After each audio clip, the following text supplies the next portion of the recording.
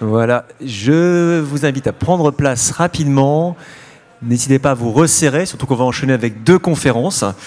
Voilà, tout de suite après la présentation d'Emilia Pérez, nous aurons le plaisir d'accueillir Réjeanne Vallée, voilà, pour une table ronde consacrée à l'art du matte painting, qui est un peu le fil conducteur de notre édition du PIDS. Mais avant, voilà, on est très heureux de pouvoir partager avec vous voilà, le travail qui a été réalisé sur Emilia Pérez, voilà, un film qu'on ne présente plus, parce que c'était un des grands films de l'année 2024, un film de Jacques Audiard. Et l'aventure a démarré, comme vous le savez, au Festival de Cannes, il y a quelques mois, où le film a été primé, extrêmement remarqué. Et puis, évidemment, après, ça a été la course au prix, la conquête des prix, avec notamment 4 Golden Globes, des nominations au BAFTA et surtout aux Oscars, parce que quand même 13 nominations aux Oscars. Voilà. Et puis également, alors peut-être plus modestement, voilà, un génie du meilleur environnement, voilà, mercredi soir. Et voilà, un travail magnifique fait à tout point de vue par les équipes d'MPC, voilà, et puis supervisé évidemment par Cédric, ce qui me permet justement de présenter, voilà, nos intervenants. Donc Cédric Fayolle, qui est le superviseur général des effets visuels. Bonjour. Voilà, les artisans. Accompagné de Rodolphe Syrah. C'est Rodolphe qui est superviseur VFX chez MPC Paris. Voilà. Bonjour à tous. Donc, Cédric, toi, la maison MPC, tu la connais bien? Oui, un peu, ouais. Tu l'as fréquenté quelques années. Et d'ailleurs, c'est là où démarre l'aventure avec Jacques, puisque aujourd'hui, c'est la 5e collaboration avec Jacques Audiard avec Emilia Pérez. Et ça a commencé il y a plus de 10 ans, maintenant, avec De Rouille et d'Os. Est-ce que tu peux dire juste quelques mots sur cette relation de travail avec Jacques Audiard, et notamment à propos des effets visuels? Ouais, ben c'est vrai que c'est. Donc moi j'ai fait 20 ans chez MPC, donc enfin Micros, ça s'appelait à l'époque. Donc c'était donc voilà, donc je connais bien la boutique et effectivement Jacques, je l'ai rencontré. Ça devait être 2011 parce que le film est sorti en 2012. Voilà, pour De Rouille et d'Os, et depuis donc on a fait tous ces. J'ai eu la chance de faire tous ces films. Et Jacques, il a un rapport aux effets. En fait, comment dire? Il faut pas que ça. Enfin, c'est pas quelqu'un de technique. Donc, et c'était justement l'enjeu de la première fois que je l'ai rencontré sur De Rouille et d'Os, c'est qu'il voulait absolument pas que de motion control. Il voulait pas qu'on l'emmerde avec la technique. Et c'est pas que les VFX, mais les VFX, on est très gourmand technique. Et voilà. Et c'est vraiment ça, c'est un truc qu'il voulait pas. C'est quelqu'un qui filme les acteurs avant tout. Et donc voilà, donc on avait trouvé des solutions à l'époque pour que ça aille très vite sur le plateau. Donc on avait plutôt bien réussi, et donc il a continué à faire appel à mes services, et voilà, et jusqu'à Emilia, où il y avait des gros enjeux, mais il avait exactement la même philosophie, c'est-à-dire qu'il ne fallait pas que ça encombre sa mise en scène. Voilà. En voyant tous ces films, toujours très proche des acteurs, de la mise en scène, la direction d'acteurs. Et donc, le challenge à chaque fois pour toi et tes équipes, c'est de pouvoir t'intégrer justement à tout ce travail et de pouvoir être à la fois discret, mais néanmoins indispensable. Oui, après bon, moi c'est une des raisons pour lesquelles je fais du cinéma aussi. Hein, c'est avant tout raconter des histoires. Et donc il faut à chaque fois j'essaie de jamais faire passer la technique avant le sujet. Et avec Jacques, ce qu'il y a, c'est que de film en film, la confiance s'est instaurée. En fait, ce qui est très difficile avec les réalisateurs et les réalisatrices en général, quand on travaille pour la première fois avec eux, c'est qu'ils doivent nous faire confiance. Et ils doivent nous faire confiance pendant très longtemps. C'est-à-dire qu'il y a toute la prépa où on dit il faut faire comme ci, il faut faire comme ça, machin. Il y a tout le tournage où on tourne, on a vu tout dans les extraits tout à l'heure, on tourne des choses et nous, ils nous regardent, ils disent ça va marcher, et on dit ça va être super. Et donc il faut vraiment qu'ils aient confiance parce que le résultat il est un an après, quoi. Donc voilà. Et avec Jacques, à chaque fois, il était plutôt satisfait apparemment parce qu'il m'a rappelé. Donc il était satisfait du travail. Donc ce travail il étant déjà engagé de confiance. Et ce qui facilite vachement les choses et ce qui permet à chaque film d'aller un peu plus loin dans le travail, quoi. Surtout que là, tu es dans une position peut-être un peu différente par rapport au précédent film, puisque là, tu es maintenant ta propre société, les artisans.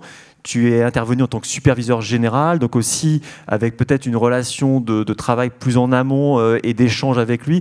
Justement, comment ça s'est déroulé sur les étapes préliminaires de la production d'Emilia Pérez? En fait, oui et non. C'est-à-dire que j'ai eu la chance que Jacques, à chaque fois, m'appelle, enfin après de Rouillé d'Os, où effectivement de Rouillé d'Os, il avait appelé la société Micros, en partie, parce qu'il avait contacté toutes les boîtes. Mais après, il m'a très vite appelé moi. Et donc le travail, il n'a pas vraiment changé. En fait, par contre, quand on a fait Emilia Pérez, et comment j'avais fait tous les films de Jacques chez Micros MPC, je me disais, il faut vraiment, il y a qu'une société dans laquelle ce pari-là, je peux le faire sans avoir de crise cardiaque. C'est, en tout cas, en plus, comme moi je débutais en indépendant à l'époque, c'était chez MPC, surtout que j'avais travaillé avec Rodolphe sur le film.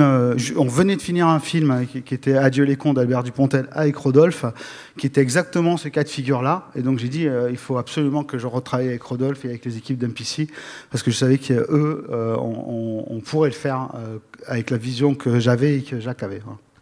À quelle époque vous avez commencé justement à travailler sur le développement du film, en tout cas les échanges avec Jacques Audiard sur ce qu'allait devenir Emilia Pérez? Alors, ouais, c'est là où je vais vous montrer. En fait, ce film-là, il est né dans la tête de Jacques il y a très longtemps. Et donc, je suis retombé, je vous le montre parce que c'est assez intéressant. En fait, je suis retombé sur une note d'intention de Jacques en 2019. Donc ça, vraiment, c'était avant Covid. Hein, et donc, en fait, il y a 3 passages qui sont intéressants où, en fait, il explique dans une partie qu'il veut plus tourner en français.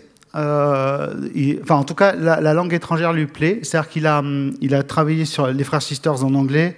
Puis après, d'abord, il a fait Dipan en tamoul, puis les Frères Sisters. Et donc, en fait, il a vraiment un truc de se débarrasser des mots. Ce qui est très... Quand il m'a dit ça, c'était très étonnant de la part du fils du père, de dire que les dialogues, il s'en fout. Mais voilà, et donc en fait, lui, ce qui l'intéressait, c'était la musicalité des mots. Voilà. Et donc ça, j'ai trouvé ça hyper intéressant. Et ensuite, on voit très bien, donc dans une deuxième partie que j'ai surlignée là, qu'il voulait faire une comédie musicale ou un petit opéra, et il savait pas à l'époque, en 2019, si ça allait être dansé ou pas. Enfin, en tout cas, il avait une envie d'un petit opéra, il savait pas que c'était dansé. Et le plus important, il le dit à la fin, il faut imaginer Emilia Pérez comme un drame réaliste non réaliste. Il sera tourné en studio fond vert. Bon, c'était des fonds bleus, mais bon, ça, on lui pardonne. Mais voilà, et donc, en fait, dès le début, il voulait que ce film soit tourné en studio. Ça, c'était vraiment un parti pris qu'il voulait. J'y reviendrai d'ailleurs un peu plus tard, parce qu'il a fallu qu'il tape un peu sur la table pour que ça se fasse en studio. Voilà, et donc très vite, en fait, et comme nous, comme je disais avec Rodolphe, on avait fait Adieu les cons, qui était entièrement en studio. D'ailleurs, on peut peut-être montrer quelques images. On va montrer Adieu les cons, où effectivement, on avait déjà tout tourné en studio. Là, c'est par exemple, c'est une référence que lui avait en tête, ou quand vous avez commencé à discuter, vous lui avez dit, on peut peut-être faire des choses. En fait, il savait, parce qu'on se voit en dehors de ses films, et il savait que le film de Dupontel, on l'avait fait une grosse partie en studio. Et donc, il voulait savoir comment on l'avait fait. Donc, ce qu'on a fait, c'est qu'on l'a invité avec Rodolphe, on l'a invité à MPC, et on a fait une séance avec lui où on a, derrière la machine, Rodolphe, lui montrer les étapes de travail, de comment on parle, enfin ce qu'on fait là. Un peu plus même dans la machine. On a essayé de les accompagner, en tout cas de les aider à se projeter sur où mettre les décors, comment les placer, à quelle distance, qu'est-ce qu'ils devaient construire sur la comédie, les décors qui étaient en contact avec les acteurs. Voilà, on a essayé d'être un peu didactique avec Jacques, avec le chef opérateur, la chef déco, sur ce qu'on était capable de faire en termes de décor et de prolongation de décor en environnement virtuel, full 3D, tout ça. Voilà.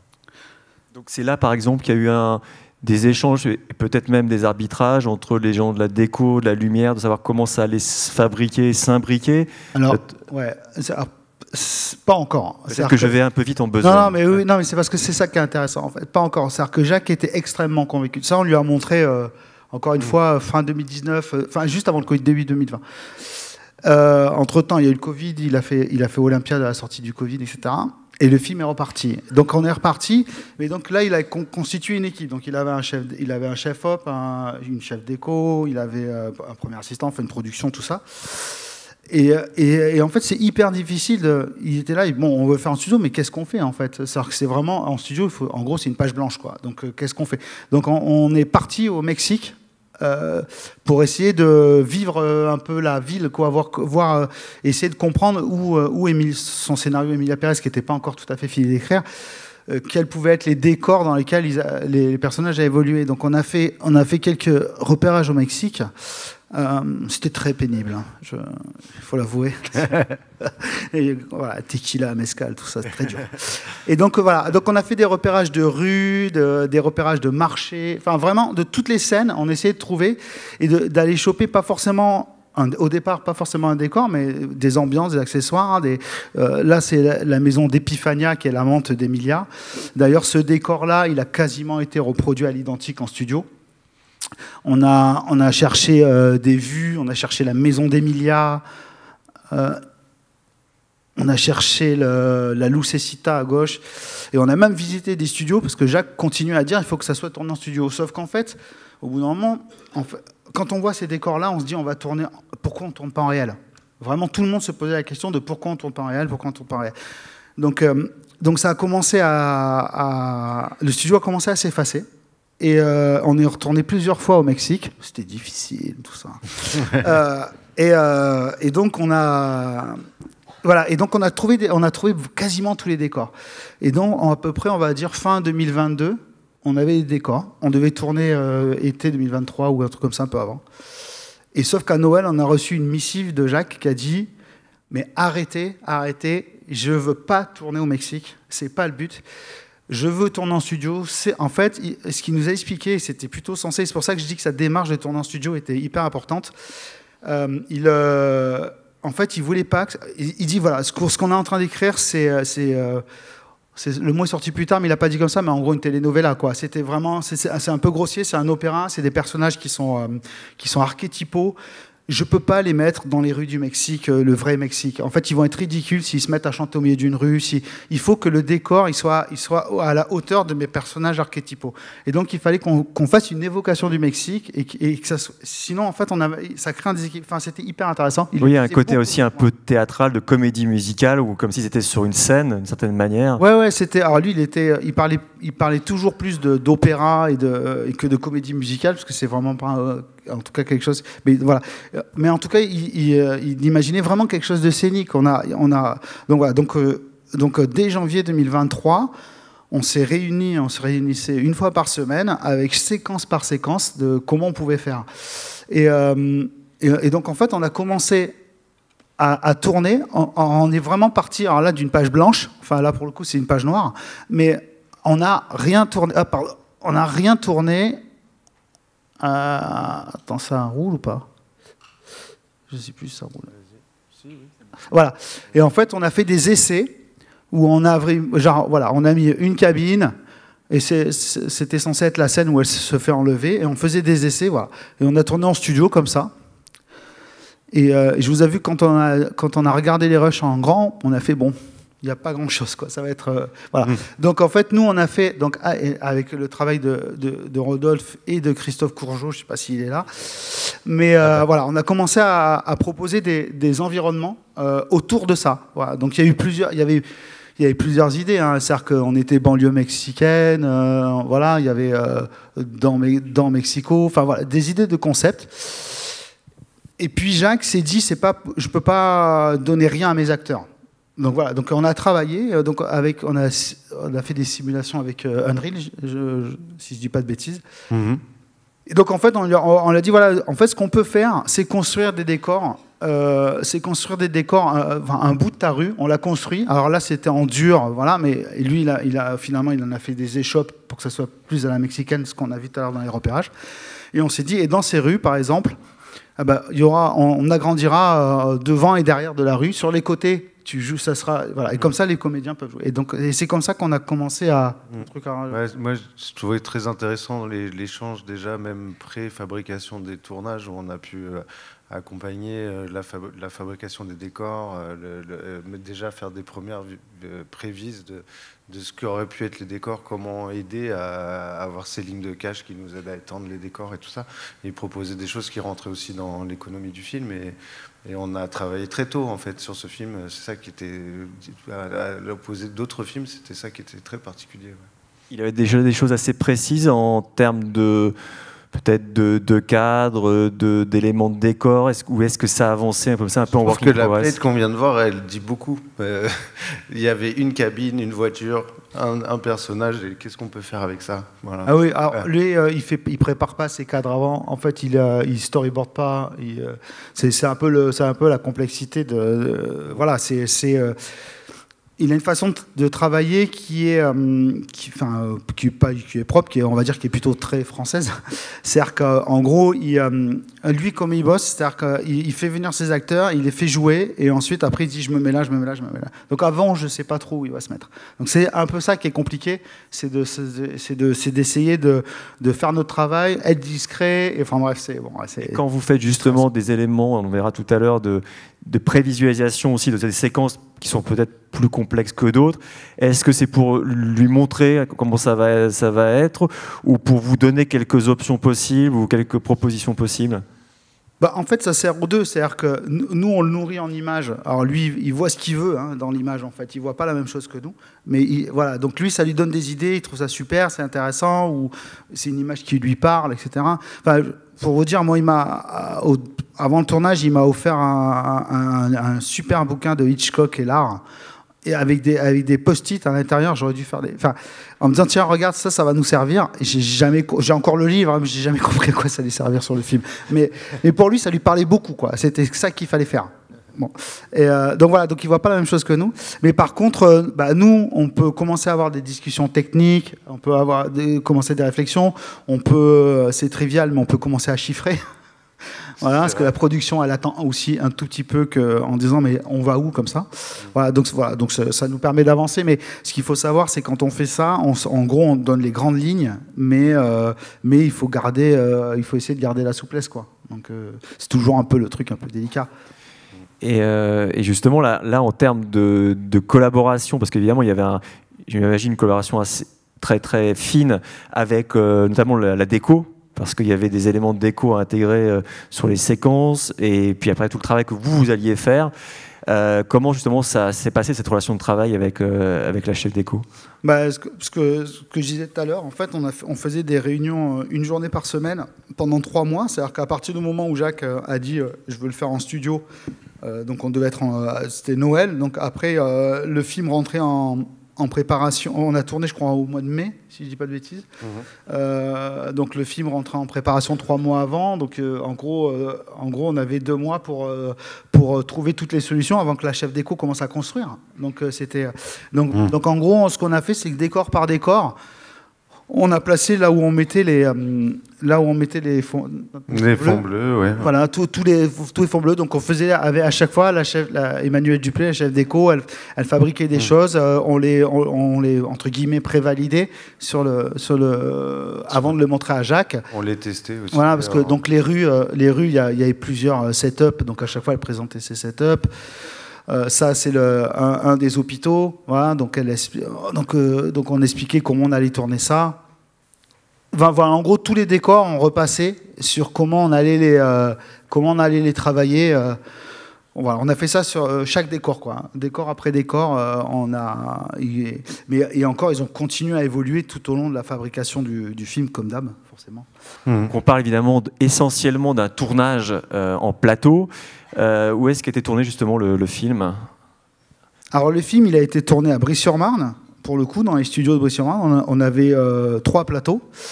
En grande partie, il a été tourné là. On a tourné ensuite, pour ceux qui ont vu le film, à tout ce qui est la Lucecita, c'est-à-dire l'association qu'elle fonde. On l'a tourné à Pantin, dans des entrepôts qui sont aujourd'hui détruits. Voilà. Et on a tourné Mais ça, on en parlera tout à l'heure, mais on a tourné une. En fait, il y avait une séquence, enfin, il y avait plusieurs séquences de nuit, notamment la première fois qu'elle rencontre Manitas dans le désert, et puis toute la séquence de fin où il nous fallait des grands espaces de nuit. Et en fait, on a essayé en studio, mais on n'avait pas assez de recul pour mettre 35 bagnoles dans un studio, enfin, un camion, etc. Donc, en fait, on a trouvé une carrière dans l'Oise. Dans lequel on avait un terrain de jeu idéal pour travailler, mais par contre il a fallu on était dans une carrière, donc il a fallu que ça ressemble à un désert mexicain, et voilà. Et donc c'est comme ça qu'on a... C'était le pari foot, ce film. Ouais, voilà. Et donc ça c'est ça, et ensuite il y avait tous les déplacements, tout ce qui était en voiture. C'était pas faisable parce qu'on tournait en studio, donc il y a notamment toute la scène finale qui a été faite entièrement en 3D, en full CG pour faire toute la séquence finale. Donc voilà, en gros, il y avait tout ça. Et donc là, après, on rentre en fab. Et juste pour terminer, tu as fait beaucoup de repérages, tu nous l'as dit, au Mexique. Mais il y a quand même eu quelques jours de tournage, me semble-t-il, au Mexique. Ouais, alors on est retourné au Mexique à la toute fin du film, mais j'avais pas envie. Non, en fait, on est allé tourner. Il y avait une séquence de fin qui était l'épilogue, qui est une procession, et celle-là, justement, Jacques voulait qu'elle soit tournée dans une vraie rue mexicaine, pour justement poser la légende d'Emilia, en fait, pour montrer que, comme il se balade avec une statue d'Emilia, et d'un seul coup, le tourner dans un décor réel fait que son Emilia fantasy se mettait à exister dans le réel. Voilà, donc c'est pour ça qu'on est allé tourner ça, et on en a profité pour tourner quelques establishing shots de Mexico, mais c'est tout, c'est tout. Donc il y avait un enjeu sur le mélange avec la déco, il y avait également un enjeu avec la lumière, avec le chef opérateur, parce qu'il y avait tout un éclairage à faire avec beaucoup de fond bleu. Comment justement s'est déroulée cette collaboration avec le chef op? Alors c'était marrant, c'était Paul Guillaume, qui est d'ailleurs, que je félicite parce qu'il est nommé aux Oscars pour ce film. Et il n'avait pas fait beaucoup d'effets spéciaux. Donc il était un peu inquiet, mais il s'était très très bien entouré. Il a été très très cool là-dessus. Il s'est très bien entouré d'un chef électro, enfin d'une équipe en tout cas, qui avait déjà fait du fond bleu. Et il a pris ça très au sérieux. On a beaucoup discuté, et il était à l'écoute. Et lui vraiment, il écoutait tout ce que mes demandes, mes requêtes sur le plateau, il les écoutait. Donc ça a été vraiment c'était une super collaboration. C'était la première fois que je travaillais avec lui, parce qu'il avait fait Olympiade, mais moi sur Olympiade j'avais très peu de jours de tournage. Là, c'était quand même un peu plus... Il a continué justement aussi après, en post-production, à suivre le travail de la lumière, pour avoir une cohérence, je dirais, visuelle sur l'ensemble des plans. Ce qu'on a eu aussi, c'est que l'étalonnage se faisait à MPC, et qu'on a pu même échanger après les effets, après la fabrication sur les plates, à échanger autour de l'étalonnage. Et c'est des choses qui sont assez rares finalement en production, de pouvoir échanger avec l'étalonneur directement. C'était une des forces qui a fait que parce que c'est difficile pour lui aussi de se projeter quand il est face à un énorme fond bleu et qu'il sait que toute la lumière, c'est nous qui allons la fabriquer. Enfin, pas toute, mais la lumière sur le fond. Donc il avait beaucoup de questions, et finalement il y a répondu qu'une fois que les effets étaient faits, qu'on se retrouvait à l'étalonnage, et qu'il voyait ce qu'on a fait, et là on pouvait en coopérer, et c'était un vrai plus, je crois, pour ce film, qu'on ait pu avoir l'étalonnage aussi, et la 3D sur les plans. Ouais. Après, c'est ça le secret de ce genre de film, et ça c'est la grande force de Jacques, c'est qu'il arrive à ce qu'il y a une collaboration, une entente entre tous les collaborateurs, où on est tous dans la même direction, et je sais pas comment il fait parce qu'il est vraiment très fort. Non, mais ce qui est marrant, je dis ça parce que il y a beaucoup de réalisateurs qui ont peur de lâcher des choses parce qu'ils ont peur que le film leur échappe. Et Jacques, en fait, il n'a pas du tout peur. En fait, ce qui est bien, c'est qu'on pourrait dire que tiens, il se dilue parce qu'il confie tellement de choses à tout le monde. Et en fait, c'est l'inverse. En fait, il infuse de son truc. Donc en fait, tout le monde, on ressort avec beaucoup moins d'intelligence que Jacques, mais il arrive à nous sortir des trucs où on ne pensait pas qu'on allait y aller. Donc, et dans le même sens. Donc c'est ça qui est super. Donc il y a un rapport de confiance, j'imagine, qui finalement, au final, ça s'avère positif et, après, et stimule l'ensemble des équipes. Après, c'est vraiment un état d'esprit de sa part. Je pense qu'il sait que le cinéma, c'est un outil collaboratif, il sait le faire. Moi, je sais que la première fois que je l'avais rencontré sur De Rouille, il m'avait dit « Tu me proposes tout, jusqu'au mauvais goût, je me cherche du bon goût ». Donc en fait, c'est assez révélateur du truc. Il vous décomplexe total sur le fait que, allez, vas-y, je te montre des choses et puis tu choisis. Donc voilà, c'est très agréable. Bon, après, on n'a pas envie de montrer de la merde, mais... Alors, il y avait évidemment un gros travail sur les environnements, sur les matte paintings. Donc, on va voir aussi quelques images, quelques extraits, quelques scènes clés aussi, voilà, du travail qui a été réalisé. Ouais, ça, je vais laisser Rodolphe prendre un peu plus la main sur la fabrication. Parce que moi, je supervisais, mais celui qui fabriquait avec ses équipes. Oui, y avait la première séquence du film, c'était une séquence en extension de décor 3D. Il y avait pas mal d'enjeux parce que cette rue, le décor était pas très grand. On avait pensé qu'on allait devoir étendre bien moins près des acteurs que ça au départ. Du coup, on a beaucoup fabriqué dès les premiers plans en 3D. On a même remplacé le sol, qui n'était pas quelque chose qui avait été prévu au départ, avec quelques figurants qui marchent dessus d'ailleurs. Et du coup, il y a eu des gros travaux de recherche, et puis il y avait cette volonté de conserver l'idée de Jacques d'être dans une opératique. Donc bien évidemment, on est sur la construction d'assets plus ou moins réalistes, des arbres, des immeubles, des poubelles, des voitures, etc.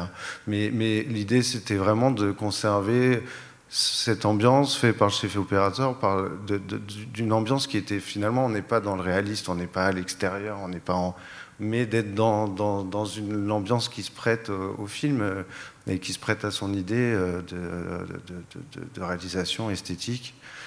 Voilà, il y a peut-être des Mexicains qui vont nous dire mais qu'est-ce que vous avez fait, mais en tout cas, nous, l'idée c'était pas forcément de sortir comme on essaye, en tout cas dans cette séquence, de sortir du studio. C'était vraiment de garder cette notion c'est une séquence chantée, c'est une séquence où c'est dansé. Il fallait vraiment qu'on reste dans le thème de la comédie musicale, quoi. On pouvait pas partir sur un décor très très très très réaliste. Voilà. Bon, ça va quand même. Ouais. Là, on voit il y a un travail très important qu'on retrouve tout au long du film sur les chromatiques. Il y a des couleurs extrêmement chaudes, vives. Et donc, comment on mixait justement à la fois, on peut le voir sur d'autres séquences, mais des éléments de décor réel. L'éclairage, évidemment, voilà, on peut revoir cette séquence. L'éclairage sur la scène, sur le stage. Le décor réel, et donc après les éléments de décor numérique qui pouvaient ajouter, également des accessoires, des objets, voilà, et pour justement garder, je veux dire, cette tonalité, cet équilibre sur l'ensemble du plan. Il y a un gros travail qui a été fait par le matte painting sur les recherches de matière, de texture, de couleurs. Ils se sont baladés dans le Mexique sur Google Maps pendant des heures et des heures pour voir un peu à quoi ça ressemblait. Ça, c'est sûr. Après, il y a aussi la séquence qui est assez folle. Elle était, par exemple, cette séquence, elle était extrêmement difficile à fabriquer, parce que c'était un décor qui était en mouvement, avec une caméra qui tourne à 360 degrés, avec tous les objets qui tournent, et qu'il fallait qu'on traque en 3D pour intégrer. Donc ça a été un gros enjeu, ces plans qui tournent et qui tournent et qui tournent. Voilà. Après, ce qu'on disait, ce que je disais au début, c'est-à-dire que, encore une fois, Jacques qui filme ses acteurs, enfin en l'occurrence ses actrices, et pour le coup, il fallait qu'on soit là, mais pas qu'on prenne le dessus. On avait fait des propositions plus fantasques au départ, qui étaient marrantes, hein, vraiment, qui étaient plus dans l'esprit. Mais au bout d'un moment, en fait, on regardait trop derrière et plus les actrices. Et donc, c'est pas du tout ce qui intéressait Jacques. Donc c'est toujours trouver sa place pour que, voilà, on y croit et en même temps, on est dans l'esprit du film, dans les couleurs. Voilà. Donc, il y a tout ce travail-là qui. Après, il y a eu un gros travail. Et justement, avec les actrices, comment ça s'est passé, justement, parce que Zoé Saldana, qui est très habituée. Oui, je pense qu'elle n'était pas impressionnée par mon travail. Non, elle était. Non, mais ça la faisait plutôt marrer, même. elle trouvait ça rigolo. Voilà, on était deux. J'étais avec Sébastien Nebout, là, qui m'assistait à la supervision sur le tournage. Voilà, donc on était deux sup. Je pense que pour elle, voilà, elle n'était pas très étonnée de. Non, voilà. Mais après, elle a beaucoup aimé la façon de travailler française, quoi. C'était beaucoup plus rapide, beaucoup plus simple, beaucoup moins procédurière. Voilà. Donc voilà. Non, ils n'étaient pas. Elle, en tout cas, elle n'était pas étonnée de travailler avec autant de bleu. Je pense que même il y avait plus que de décors que d'habitude. Alors, autre séquence importante du film, la taqueria, voilà, dont on parlait tout à l'heure. Ouais, ben la taqueria, c'est ce qu'on disait tout à l'heure. En fait, on a tourné dans une. C'est le seul décor où on ne pouvait pas tourner en intérieur nuit parce que ça demandait trop d'espace. Donc, en fait, on a tourné dans une carrière. Et donc. Non, on le voit ou pas? Et donc voilà, donc on a dû, c'est peut-être de nuit. Donc il a fallu qu'on retravaille tout le décor pour que ça ressemble à un décor mexicain. Ça paraît rien, mais c'est un sacré boulot. Alors quand on travaille dans des valeurs comme ça de noir, c'est très l'espace pour jouer pour nous, il est très serré. Voilà. Mais c'était hyper important pour que. Pardon, vas-y, je t'en prie. Oui, non, et puis c'était une séquence qui était beaucoup. En termes de technique, qui était plus du matte painting, et ça a été un projet très riche en termes d'environnement. Il y avait vraiment plein de choses à faire, plein de choses, des décors comme là, des décors qui étaient à 1 mètre devant les acteurs, où il n'y avait même pas de sol, même pas de fond, enfin voilà. Et puis des très grands plans au drone, très larges, où il fallait étendre sur des très grands mats le fond. Il y avait pour tous les métiers de la 3D et du mat, énormément de richesse dans ce film, énormément de choses à faire. Et cette séquence, elle est très jolie, elle est beaucoup plus simple en termes de fabrication que la rue, mais elle a vraiment apporté énormément au film, parce que ces déserts mexicains, ils existaient que dans les séquences de voitures, de rouling et tout ça. Et au final, il n'y a aucun moment où ça se posait, vraiment, ça établissait le désert. Et ce moment où on arrive sur cette taqueria perdue au milieu d'une carrière dans l'Oise, et c'était un moment pour poser ce désert mexicain, cet environnement du Mexique. Ouais, et puis en plus, c'était vraiment une séquence que Jacques n'avait pas particulièrement pensé en VFX. Enfin, lui, il tournait, voilà. Et quand on a commencé à lui... Enfin, c'est vraiment un truc presque... C'est entre nous, on en a parlé, on s'est dit ça. Qu'est-ce qu'on peut faire? Donc, on lui a fait des propositions, et il a été super étonné d'un seul coup de voir ce... Enfin, voilà, c'est pour ça qu'on voulait en parler, parce que c'est une sorte de petite séquence bonus, parce qu'elle est arrivée un peu comme ça. Il pensait qu'il allait vivre avec, que si on effaçait la grue, ça suffisait. Et voilà, et nous, on est allé un peu plus loin, et voilà. Mais ça, c'est parce qu'effectivement... C'est parce que la prod nous fait confiance, Jacques nous fait confiance, le montage nous fait confiance, qu'on a pu un peu prendre un peu cette séquence et dire on pense qu'on peut l'amener quelque part, quoi. Donc ça, c'était plutôt sympa à faire, quoi. Ouais. Ça permet d'ailleurs de saluer le formidable travail des équipes d'IMP, de MPC, sur les environnements, notamment de Christophe Courgeot, de Tchouk. Peut-être on dira sans doute quelques mots tout à l'heure sur la prochaine conférence. Voilà, donc on ne va pas trop s'attarder sur ces sujets-là. Mais en tout cas, bravo. Autre séquence, quand même, il y a la séquence de l'accident, quand même, qui est une séquence très très importante dans le film. Ouais, enfin vas-y. Allez, vas-y. Je te laisse introduire si tu veux. J'introduis. Ouais, donc cette séquence, c'est pareil. Je suis désolé si on spoil un peu la fin, mais donc il y a une grande séquence en voiture à la fin où il y a un accident. Et donc ça, comme on tournait tout en studio. Effectivement, Jacques a dit, mais ça, voilà, comment on fait? Et donc, j'ai pris le pari. Pour le coup, là, j'étais un peu... j'ai dit, mais on va la faire tout en 3D, en fait. C'est de nuit, il y a une ambiance, etc. Et donc, on a décidé, effectivement, à part de tourner les intérieurs voitures avec les comédiens, de tourner sur fond bleu à l'arrêt, tous les extérieurs voitures, on s'est dit, on va les faire en full CG, quoi. Donc ça, c'était... Ça, c'est super. Tout à l'heure, je parlais de ça, d'un réalisateur qui vous fait confiance. C'est la séquence finale. Donc, un réalisateur qui tourne son film, qui n'a pas sa séquence finale, il faut qu'il ait confiance quand même, parce que c'était un peu entre nos mains. Donc, nous, on avait un petit peu... c'était quand même... Au bout d'un moment, je me suis dit, merde, j'aurais dû peut-être tourner des trucs. mais voilà, et donc c'était compliqué, parce que la monteuse, pareil, Juliette, que j'adore, mais qui est pas forcément habituée à faire des plans entièrement 3D, elle est arrivée à la fin, elle me dit, mais qu'est-ce que je monte? J'ai quoi? Donc voilà, et c'est à partir de là où on a commencé à faire des prévises pour lui donner des premiers éléments à travailler. Déjà, on a prévisé pour nous, parce que c'était... moi, Cédric m'avait expliqué ce qu'il voulait faire, et moi, je lui ai dit, il faut qu'on fasse une prévise absolument, où on va, comment on va fabriquer, qu'est-ce qu'on fait. Donc, on a déjà fait une prévise ensemble pour nous chiffrer, se rendre compte de la durée, de combien de temps ils souhaitaient monter, de leur fournir des éléments juste pour comprendre ce qui... c'est ce qu'on va voir là. Ça, en gros, c'est les premiers éléments vite faits qu'on a donné, ou sur lesquels on a travaillé pour essayer de simuler un accident, quoi. Donc c'est vraiment des trucs qui sont faits très très vite, qui expliquent, et ça nous permettait de... C'est même pas la bonne bagnole, mais bon, qui étaient en gros les scènes dans le scénario, quoi. On avait un storyboard sur cette séquence quand même, je me rappelle, je crois. Ouais, il y avait un début sur... on avait un storyboard, on avait fait quelques vignettes, on leur avait donné... On était avancé, mais c'est vrai qu'au départ, c'était extrêmement abstrait.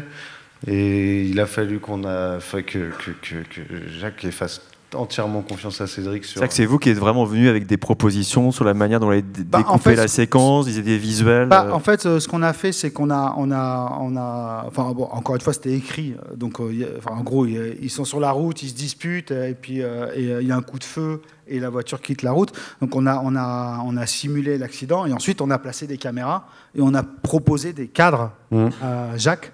Voilà. Donc ça, c'était vraiment le premier qu'on voit. C'était vraiment nous, pour nous aider à penser les choses et estimer le coût. Ensuite, on en a une avec la bonne voiture, où en fait, on a commencé à lui proposer. Ça, c'est des propositions de plans en fait qu'on a donné à Juliette pour qu'elle puisse commencer pour qu'elle monte en fait.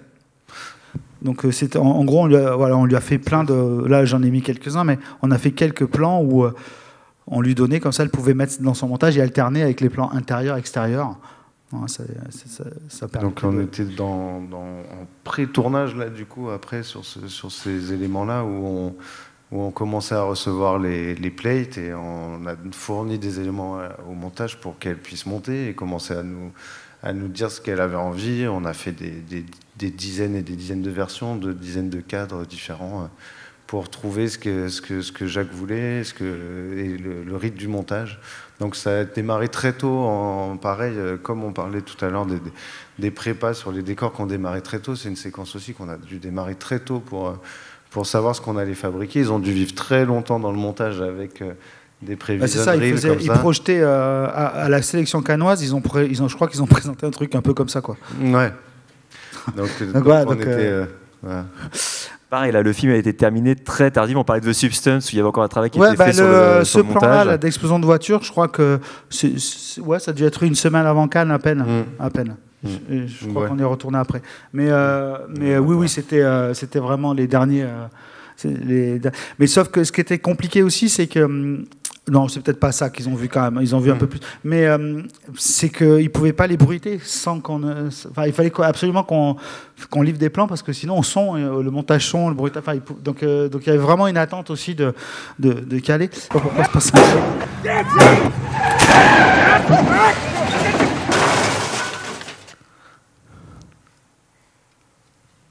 Voilà, comme ça, c'était le dernier Aucun plan. Spoil. J'espère que vous avez tous vu. Elle a failli être au début, cette séquence, d'ailleurs. Donc voilà. Non, mais en gros, c'est ça. Donc voilà, on a travaillé. J'ai quelques... Ça va être la séquence finie, je crois. On se la refait et finie. Ou quasi finie, quoi. Ça devait être ça, avant étalonnage, je crois. Et donc voilà, mais ça c'était... Alors il y a cette scène, mais il y a eu d'autres scènes en voiture qui ont été faites entièrement en 3D. Et là, la spécificité, c'est que tu as fait le choix donc, de la faire sous Unreal. Sur Unreal, on a fait la prévise. Après, on a fait toute la prévise sur Unreal. Et sur les environnements, sur la création d'environnements. Surtout pour aller vite, parce que, encore une fois, il fallait qu'on livre très souvent des versions au montage. On ne pouvait pas, avec la génération du décor qu'on faisait en procédural, dans Houdini, avec beaucoup de détails et tout ça, on ne pouvait pas être réactif sur le nombre de versions qui nous demandaient. Il fallait qu'on en sorte 2, 3, des fois 4, 5 par semaine sur le même plan. Donc on avait fait parti pris d'être en parallèle sur Unreal avec Arsane qui faisait la pose-vise et qui livrait, fournissait. On lui refournissait l'animation qu'on fabriquait en même temps pour s'actualiser sur la... Et en fait, ils ont eu les plans finaux sur la création de tous ces morceaux de désert qui étaient très, très lourds à générer, quoi. Très tard à la fin, quoi. Donc il a fallu vraiment, on a pris le parti pris de passer sur 2 médiums en même temps. Et ça permettait aussi peut-être d'avoir le choix, enfin ma discussion avec le réalisateur, parce qu'il y avait forcément d'avoir un élément de décor, un peu comme si c'était un décor réel, pour faire des choix justement sur des axes, sur des décors. On faisait pas de séance avec Jacques. Là, c'était vraiment entre vous. Ouais, non, en fait, ça nous permettait nous d'aller très vite pour présenter des modifs, mais Jacques, il n'a pas du tout la patience de même d'attendre un quart d'heure. Donc il faut Unreal 3 peut-être, ça marchera. Mais même le temps réel, c'est pas assez rapide pour lui. Donc en tout cas voilà. Donc non, il fait confiance, il dit bah ça, je veux ça, là. Mais en fait, ça nous permettait nous avec Unreal que le lendemain, on pouvait déjà montrer un truc. Voilà, c'était surtout ça. C'était déjà 24 heures, c'est bien quand même. Ouais, et puis c'était vraiment pour nous hein, le seul moyen de fabriquer. C'était pas, il y avait quand même énormément de plans. Hein, je rappelle, on a fait quand même 350 plans. Alors il y a eu 350 plans. En gros, il y a 40 minutes de trucage sur le film. Il y a 350 plans. Je veux juste dire, il y a eu une soixantaine de plans qui ont été faits chez Adfiction. Voilà.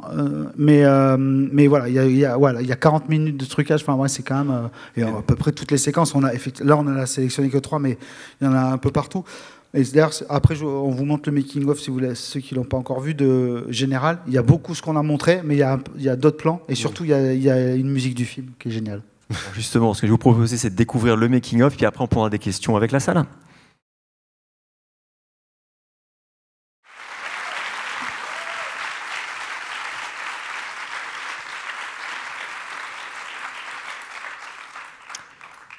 Voilà, il nous reste 10 minutes. Je vous propose qu'on prenne quelques questions dans la salle.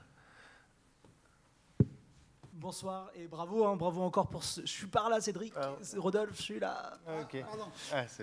Encore bravo pour ce film et pour le travail qui a été fait. Je voudrais une petite question pour Rodolphe, pour que tu nous expliques peut-être l'apport de Meshroom, pour laquelle vous avez été... aussi récompensé pour le César 2025, le César technique, pardon. Ouais. Donc, est-ce que tu peux nous expliquer, nous en dire un peu plus ?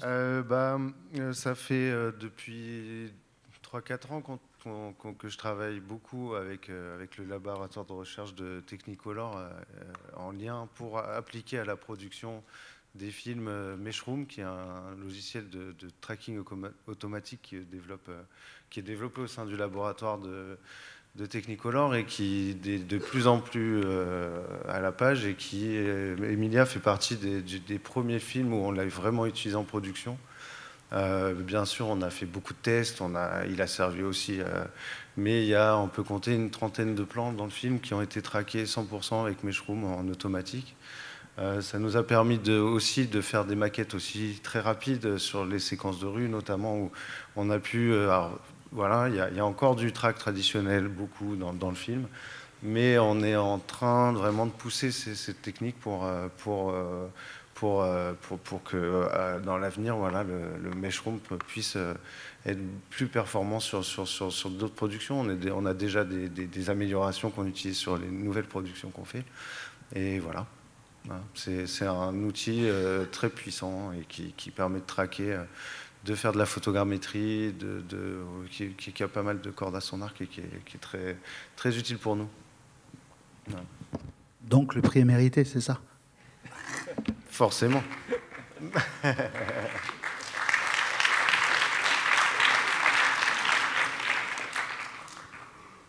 Alors, est-ce que vous avez une autre question? Voilà, sur la gauche. Oui, bonjour, félicitations pour tout ce travail.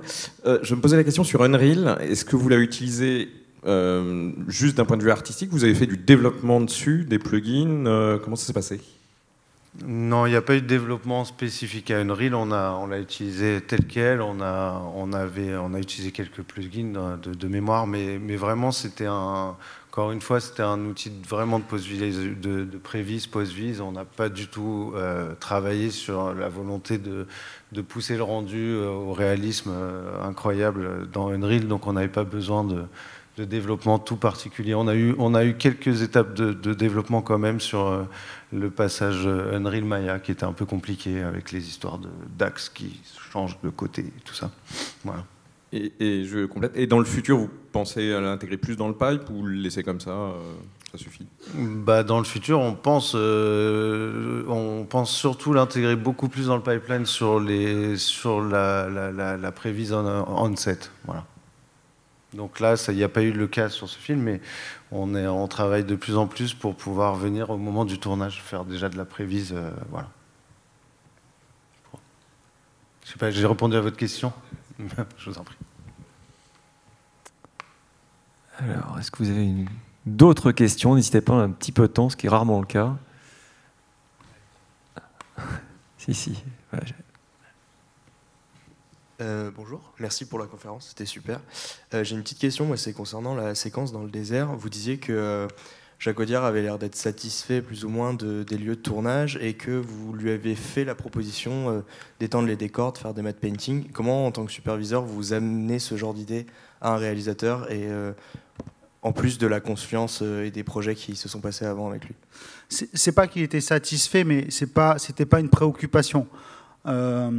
Après, encore une fois, c'est parce que c'est ça fait 12 ans que je travaille avec lui, c'est le 5e film, donc on se connaît bien. Et vraiment, moi, quand je fais un film, je suis à 2000% dans l'histoire. Et donc, je regarde ça et donc, je vois les copies de travail. Et c'est vrai que cette séquence, je me dis, je pense qu'on peut quand même amener quelque chose. Donc, et comme il n'a pas du tout imaginé, rien du tout là-dessus, voilà, nous on a pris je sais pas, 1 ou 2 plans et on s'est dit tiens, on va discuter, on a proposé un truc. Je dis Jacques, si on va là-dessus, est-ce que ça te plaît? Il a fait mais vraiment c'était marrant parce que quand il l'a vu, il m'a même pas imaginé qu'on aurait pu peut-être effacer les carrières derrière, mais en tout cas pas là où on est allé, ce qui n'était pas non plus délirant, hein, mais voilà, et donc et à partir de là, on a regardé ce qu'il y avait dans la séquence et voilà, donc et après c'est une discussion avec la production aussi, bien sûr, parce qu'il faut toujours pareil, il faut être réaliste dans les coups, donc voilà, mais ça c'est ça, c'est la chance que j'ai, parce que j'ai beaucoup de réalisateurs avec qui je travaille depuis longtemps, où effectivement, on ne fait pas que répondre à une demande, en fait. On est aussi force de proposition dans des endroits, dans des choses. Moi, il y a pas mal de choses où j'ai discuté purement de montage avec lui. Il me monte le film. Alors, à un moment, je donne mon avis. Donc, voilà. Et donc, il y a des fois, je dis, ça c'est trop long, machin truc. Voilà. Et donc, il y a et pour le coup, j'ai de la chance, je fais partie des gens qui l'écoutent, quoi. Donc voilà. Après, il y a des fois où il me dit pas du tout, ça m'intéresse pas et j'y vais pas. Hein. Je montre que mes succès. Hein. Tu parlais justement en termes de budget, justement. Est-ce que le choix de tourner principalement, essentiellement en studio, finalement, économiquement, s'est révélé plus intéressant? Alors ça, j'en ai aucune idée. Je pense que si on avait tourné au Mexique, moi je pense que j'aurais eu beaucoup moins de travail, forcément. Mais je serais quand même parti au Mexique 3 mois, donc je sais pas. Il y avait un certain nombre de décors aussi. Il y a aussi la Suisse, on n'en a pas parlé. Bon, voilà, il y a quelques petits décors. Oui, bien sûr. Il y en a partout. Hein, ça a évité de transporter aussi les acteurs, parce qu'une équipe quand même d'actrices américaines. Encore une fois, c'était vraiment. Les actrices américaines, il fallait faire venir. Oui, mais après, ils sont restés. Je veux dire, voilà. Ouais, non, mais vraiment, c'était un choix artistique. Hein. C'était vraiment un choix artistique. Voilà, Jacques voulait vraiment sauter la réalité, faire sauter la réalité. Donc, il avait une envie de tourner en studio. Il imaginait ça. si on avait pu tourner je pense que si on avait pu tourner à l'Opéra Garnier, on aurait tourné à l'Opéra Garnier. Ils voulaient un truc scénique. Voilà, donc il y avait vraiment ce parti pris-là. Et donc, et je pense que c'est pas. La production a dû étudier les coûts que c'était au Mexique, hein, mais voilà. Donc il y avait une vraie intention. C'était vraiment une vision, artistique. Et en tout cas, c'est très réussi. On a encore le temps de prendre une dernière question. Voilà. Bon, s'il n'y a pas d'autres questions, d'abord bravo, merci à vous. Merci. Merci beaucoup.